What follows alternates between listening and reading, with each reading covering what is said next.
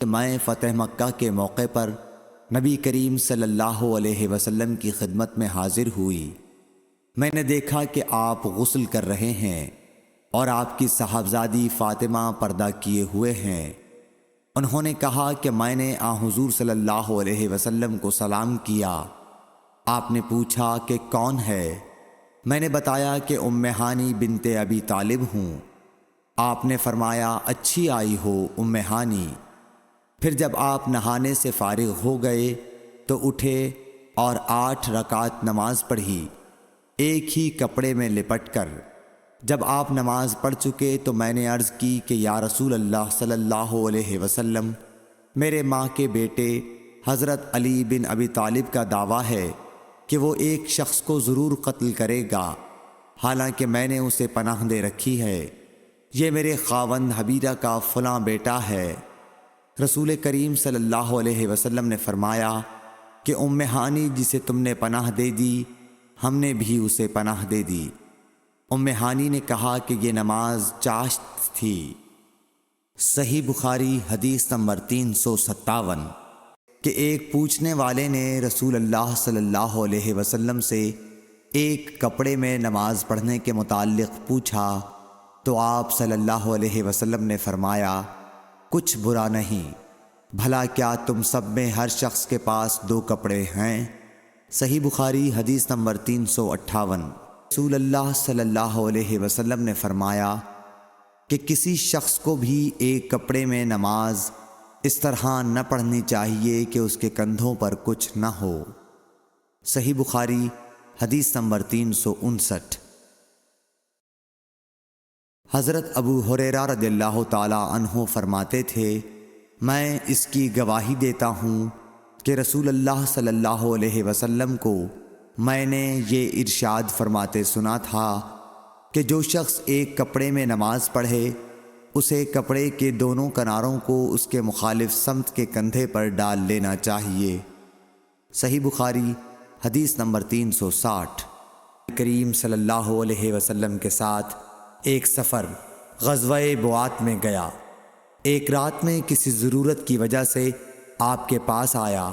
میں نے دیکھا کہ آپ صلی اللہ علیہ وسلم نماز میں مشغول ہیں۔ اس وقت میرے بدن پر صرف ایک ہی کپڑا تھا، اس لیے میں نے اسے لپیٹ لیا اور آپ کے بازو میں ہو کر میں بھی نماز میں شریک ہو گیا۔ جب آپ نماز سے فارغ ہوئے تو دریافت فرمایا، جابر اس رات کے وقت کیسے آئے؟ میں نے آپ صلی اللہ علیہ وسلم سے اپنی ضرورت کے متعلق کہا۔ جب میں فارغ ہو گیا تو آپ نے پوچھا کہ یہ تم نے کیا لپیٹ رکھا تھا جسے میں نے دیکھا؟ میں نے عرض کی کہ ایک ہی کپڑا تھا، اس طرح نہ لپیٹتا تو کیا کرتا؟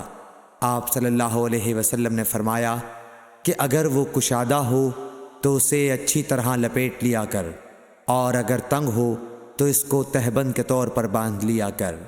صحیح بخاری حدیث نمبر 361۔ ابو حازم سلمہ بن دینار نے بیان کیا سہل بن سعد سعدی سے، انہوں نے کہا کہ کئی آدمی نبی کریم صلی اللہ علیہ وسلم کے ساتھ بچوں کی طرح اپنی گردنوں پر ازاریں باندھے ہوئے نماز پڑھتے تھے، اور عورتوں کو آپ کے زمانے میں حکم تھا کہ اپنے سروں کو سجدے سے اس وقت تک نہ اٹھائیں جب تک مرد سیدھے ہو کر بیٹھ نہ جائیں۔ صحیح بخاری حدیث نمبر 362۔ مسروق بن اجدہ نے مغیرہ بن شعبہ سے فرمایا کہ میں نبی کریم صلی اللہ علیہ وسلم کے ساتھ ایک سفر غزوہ تبوک میں تھا۔ آپ نے ایک موقع پر فرمایا، مغیرہ پانی کی چھاگل اٹھا لے۔ میں نے اسے اٹھا لیا۔ پھر رسول اللہ صلی اللہ علیہ وسلم چلے اور میری نظروں سے چھپ گئے۔ آپ نے قضائے حاجت کی۔ اس وقت آپ شامی جبہ پہنے ہوئے تھے۔ آپ ہاتھ کھولنے کے لیے آستین اوپر چڑھانی چاہتے تھے، لیکن وہ تنگ تھی، اس لیے آستین کے اندر سے ہاتھ باہر نکالا۔ میں نے آپ کے ہاتھوں پر پانی ڈالا۔ آپ صلی اللہ علیہ وسلم نے نماز کے وضو کی طرح وضو کیا اور اپنے خفین پر مسح کیا، پھر نماز پڑھی۔ صحیح بخاری حدیث نمبر 363۔ عمرو بن دینار نے جابر بن عبداللہ انصاری رضی اللہ تعالی عنہ سے سنا، وہ بیان کرتے تھے کہ رسول اللہ صلی اللہ علیہ وسلم نبوت سے پہلے کعبے کے لیے قریش کے ساتھ پتھر ڈھو رہے تھے۔ اس وقت آپ تہبند باندھے ہوئے تھے۔ آپ صلی اللہ علیہ وسلم کے چچا عباس نے کہا کہ بھتیجے کیوں نہیں تم تہبند کھول لیتے اور اسے پتھر کے نیچے اپنے کاندھے پر رکھ لیتے تاکہ تم پر آسانی ہو جائے۔ حضرت جابر نے کہا کہ آپ صلی اللہ علیہ وسلم نے تہبند کھول لیا اور کاندھے پر رکھ لیا، اسی وقت غشی کھا کر گر پڑے۔ اس کے بعد آپ صلی اللہ علیہ وسلم کبھی ننگے نہیں دیکھے گئے۔ صحیح بخاری حدیث نمبر 364۔ حضرت ابو ہریرہ رضی اللہ تعالی عنہ نے فرمایا کہ ایک شخص نبی صلی اللہ علیہ وسلم کے سامنے کھڑا ہوا اور اس نے صرف ایک کپڑا پہن کر نماز پڑھنے کے بارے میں سوال کیا۔ آپ صلی اللہ علیہ وسلم نے فرمایا کہ کیا تم سبھی لوگوں کے پاس 2 کپڑے ہو سکتے ہیں؟ پھر یہی مسئلہ حضرت عمر رضی اللہ تعالی عنہ سے ایک شخص نے پوچھا تو انہوں نے کہا، جب اللہ تعالیٰ نے ہمیں فراغت دی ہے تو تم بھی فراغت کے ساتھ رہو۔ آدمی کو چاہیے کہ نماز میں اپنے کپڑے اکٹھا کر لے۔ کوئی آدمی تہبند اور چادر میں نماز پڑھے، کوئی تہبند اور قمیص، کوئی تہبند اور قبا میں، کوئی پاجامہ اور چادر میں، کوئی پاجامہ اور قمیص میں، کوئی پاجامہ اور قبا میں، کوئی جانگھیا اور قبا میں، کوئی جانگھیا اور قمیص میں نماز پڑھے۔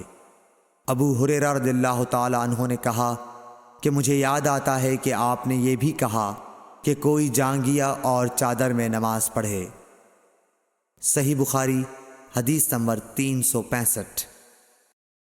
ابن عمر رضی اللہ تعالی عنہ نے فرمایا کہ رسول اللہ صلی اللہ علیہ وسلم سے ایک آدمی نے پوچھا کہ احرام باندھنے والے کو کیا پہننا چاہیے، تو آپ نے فرمایا کہ نہ قمیص پہنے، نہ پاجامہ، نہ باران کوٹ، اور نہ ایسا کپڑا جس میں زعفران لگا ہوا ہو، اور نہ ورس لگا ہوا کپڑا۔ پھر اگر کسی شخص کو جوتیاں نہ ملیں جن میں پاؤں کھلا رہتا ہو، وہ موزے کاٹ کر پہن لے تاکہ وہ ٹخنوں سے نیچے ہو جائیں۔ اور ابن ابی ذئب نے اس حدیث کو نافع سے بھی روایت کیا، انہوں نے ایسا ہی حضرت صلی اللہ علیہ وسلم سے بھی روایت کیا ہے۔ صحیح بخاری حدیث نمبر 366۔